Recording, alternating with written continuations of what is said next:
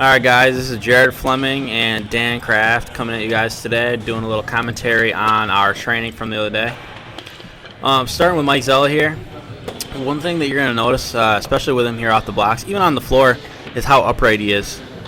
I think that just the build there, the biomechanics, a lot of times we talk about biomechanical leverages and how people lift. You're going to see he's incredibly upright, but that's unique to him. Now take a look at some of these other guys here, and we'll see the differences there. Got to stroke her face. She's been looking good since she came down. Okay, so look, so watch when she gets set there. You can see that as she gets set, I know I'm a little bit behind here now, but you can go back and watch this after I talk. You can see how her shoulders are farther out over the bar, and so if you compared Mike and her side by side, you see Mike is way more vertical, and Lindsay is much more parallel to the floor. And this comes down to biomechanical differences. And the more elite you become, the more that you start lifting to your biomechanical makeup. So we got Sarah here. She's pretty new. She's here training with us this week. I don't know. She might. I'm not sure if she's going to be on the team or not, but that'd be pretty cool. She's got a lot of talent. James here, a little warm up at 100 kilos.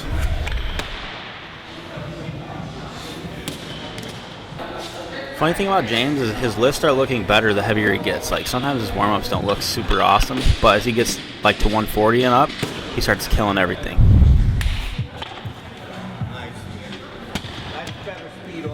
Lindsay's a good example of lifting from the blocks here. Watch how she's over the bar, and then she really snaps the bar into her hips quickly. She doesn't stay over the bar. At this position, once the bar passes the knees, you're supposed to be coming more upright. You want to get your torso more vertical because you're approaching the power position. So you don't want to hang out over the bar too long. So once the bar's crossed your knees, the goal is to get the bar back into the power position. And when you're in the power position, your torso needs to be vertical. If you're over the bar at all still at the power position, you're going to either swing the bar forward or you're going to end up jumping forward. Lindsay does a really good job here of demonstrating where you're supposed to go from the hang position up into the power position. This is really good here. So take notes. Nice one with bar, and she brings it right into her power position. You see she doesn't jump forward, she doesn't jump backwards, she stays straight in place, which means she's executing that pull perfectly. The one thing that surprised me with James too is his feet position when he catches it. Most people shuffle their feet out. A lot of times when you shuffle your feet out, it helps you to stay more upright. When your feet are really narrow like that, you have to have really loose glutes. So if your glutes are really tight and your feet are narrow like that, it's gonna make you round at the low back. So like me, for instance, I shoot my feet way out wide because I have tight glutes, and by putting my feet wider, it basically eliminates the tightness of the glutes, in keeping you from getting vertical. So if your feet come wider, it'll take like more loose groin muscles like your gracilis and pectineus and things like that, and that'll help you stay more upright. But James has got loose glutes, and he can keep his feet narrower while still staying upright, which most people can't do. So don't use James as an example of where you should put your feet. Rachel here, you can see perfect. She moves her feet out just a little bit, and that's going to keep her nice and upright.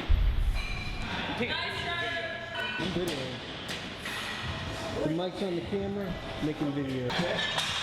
Lindsay again, just great, especially from the side. If you're ever videotaping for yourself and you want to see bar path and you want to see exactly what I'm talking about, as far as torso position over the bar, go right directly from the side, and then you can see where your torso is. So you'll be able to see directly from the side if you're vertical at the power position or if you're leaning forward. Whereas like this angle here with Rachel, since we're at kind of like a straight on angle, you can't tell if her torso is vertical at the power position, right? You see she stepped forward, which tells me that at the power position she was actually still a little too far over the bar, which made her have to come forward a little bit. But we wouldn't be able to verify that unless we had that side angle that we saw with Sarah and Lindsay just a couple seconds ago.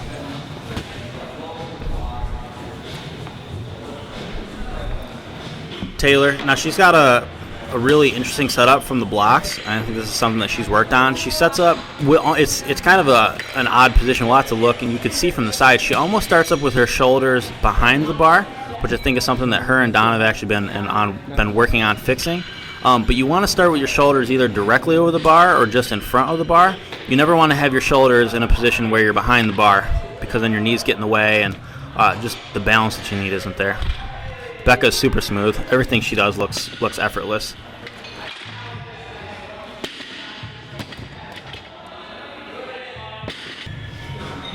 Rachel, nice.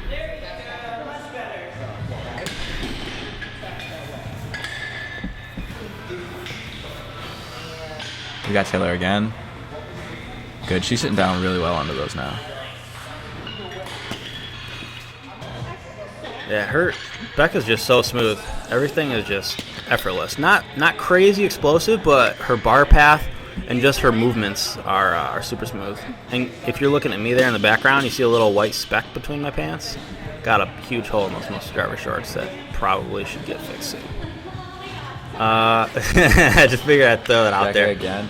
Guys, just like we was talking about with the explosiveness, you don't have to be extremely explosive as far as with your movements in order for them to work. Some people are a little slower off the floor.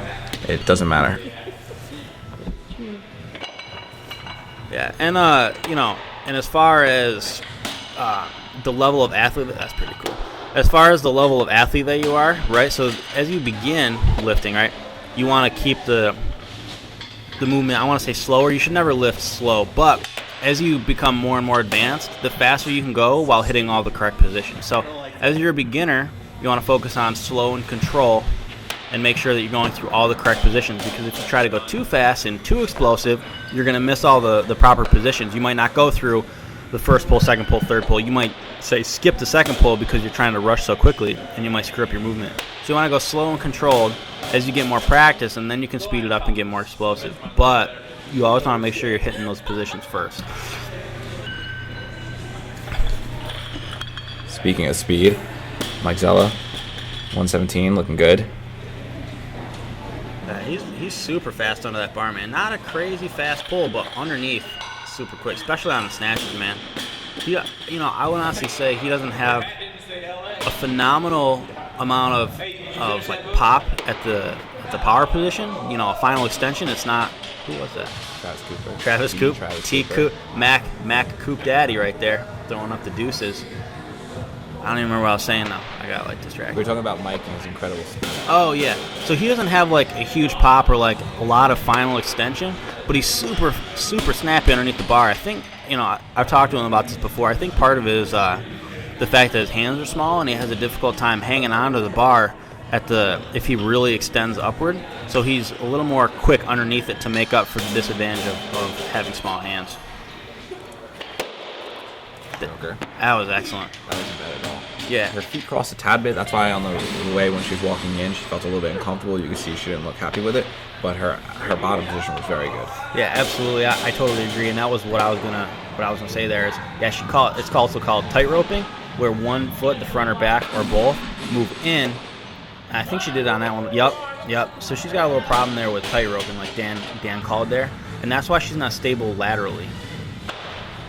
Okay, James Tatum with a very nice 172. He's been doing a lot of the power jerks, and a lot of people kind of ask why people switch back and forth. With the power jerk, guys, we want to get you in that motion of driving, sitting straight down and driving straight up. That there's no variance in your torso. I don't want your torso to dip forward or whatever, so it helps people drive straight up and down. And it really keeps the weight in the part of the foot that we want when they're driving. Absolutely. Maddie Ice here on Instagram. Maddie Ice something. I don't know. But Matt Berger on. Now you can see, so one thing that Matt does, that Rachel also does, that I don't do, James Tatum doesn't do, is that they pop the bar up off their shoulders. So see Mike here, he stands up, he's got it. I guess he popped it up a little bit, but what you'll see is some people will pop it off their shoulders, like coming up out of a clean. They're replicating that. You come up out of the clean, you pop your hands out, right? So some people will actually replicate that, whereas myself and I think Travis and James, we just get the bar, get set in our jerk grip and go. That really comes down to personal preference as far as whether you pop it off your shoulders or not when you're doing jerks from the blocks, or you just get your grip and you go. Sarah Carter again. This girl doesn't even use hook grip, or at least isn't yet. I can't believe it. New to it. I think she said she's only been training strictly weightlifting for about 6 months now. Really? So that's crazy, man. She's got to have some wicked strong grip. That's going to really carry over once she starts throwing in hook grip. She's going to lift a ton. Travis Cooper with a triple at 170. This was nice. In 15 seconds. Folks, this fits in an Instagram video. That's how fast this guy is. Look at that conditioning. Those neon green caffeine kilo socks. Who is that handsome devil right there? He must be new. What's his name again? I don't know, but it looks like he's never been outside in this. God, he is handsome. slow as shit, though. It's also a little dehydrated. He opens his mouth up like that for water. What was that? Korean pull?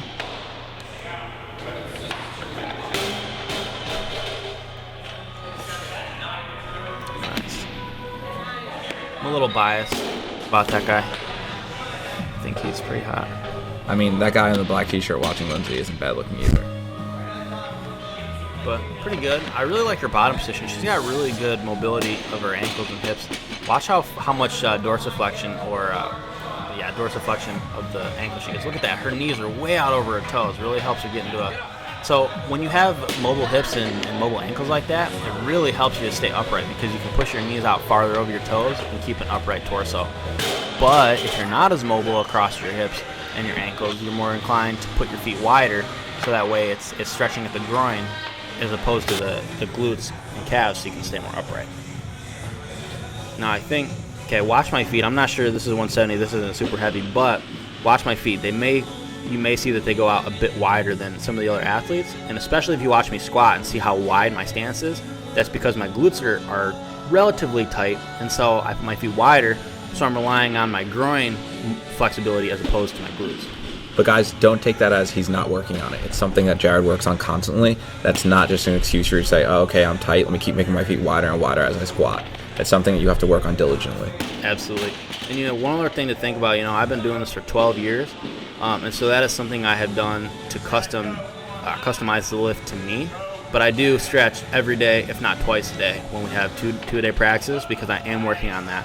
And my feet don't go nearly as wide as they used to. If you ever pull up some YouTube videos of me lifting when I was younger, my feet go super wide, and it's actually much more tame now, which is better, less pressure on your knees. Not too bad, not too bad. Sarah's looking good. Yeah. Not used to wide blocks, but we'll get it there. Yeah, so I've actually had people ask me why I wear earplugs. So right now you can see I have earplugs in. I'm not listening to music or anything right here, but just the jerk blocks are right next to me, and the pulling blocks are so loud, so I just throw earplugs in so that way I don't go deaf by the time I'm 30. Yeah, we don't have bay doors or anything to let the sound out, so it just kind of bounces around the room and stays super loud. Did you see that mist come out of my mouth? That was cool. It's like a what is that band that spits blood and stuff on the crowd? Gwar? Any heavy metal band? It's like a Gwar concert on my platform. Trevor looked really good yesterday. He jerked what? So after this he does 170. Does he make I believe he makes 180. 180. He goes for almost 185 or 190. 190. Yeah, he went for 190. Trevor's looking good, man. He's really starting to pull that jerk together. He's switched back to the power jerk, and it's nice really little jerk by Sarah. This is not one of her stronger movements. She's already vocalized that to us when she came in, and basically said this is something that she really wants to work on us with, and we're happy to do it that day. This one, if I remember correctly, looks super strong. That was great. Just his timing getting under the bar and lockout was great. God, she's got the strongest pull. Yeah, crazy. Killer.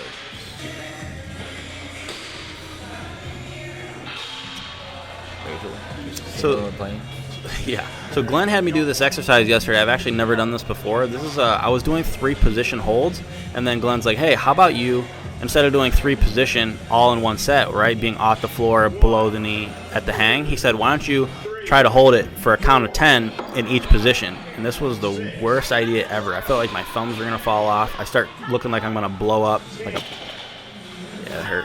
I think I cry a little bit. You should. Or crap. Either way. Okay, so this is I don't know if this is the second or the third set. So we'll take a look here and see. I think this is probably the second set. If it is the second set, now it's just below the knee. So we're basically doing a lift-off position. Right. And Glenn counts so slow. Yeah, I wanted to shoot myself in the face after this. Look at me. I'm gonna pop like a red tomato that's been sitting in the sun all day, just about to burst. Making some pasta. Matty Ice again. He's been coming along lately, man. He's starting to look good. Things are coming around for him. His looks look great. I mean,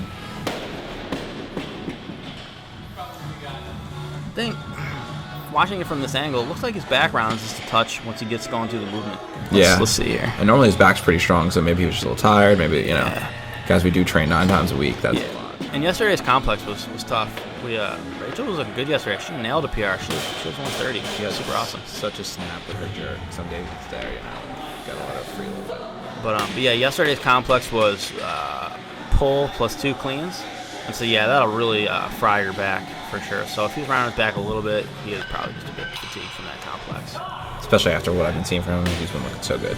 Okay, there was a third position, so we're like at mid-thigh basically. Now, normally you wouldn't be hanging quite this far over the bar, but Glenn specifically said, you want to hang out in this position, so we're really trying to work the back. Otherwise, if his torso was more vertical, it wouldn't really be working his back nearly as much. Exactly. That's that position that he was talking about, guys, about being too far over the bar and the bar coming outwards. So that's a very good example of it. 130. That was awesome. Look at that look afterwards. Yeah. Love it. And we get 2 thumbs up and approval. Champions, baby. Hey, thanks for listening, guys.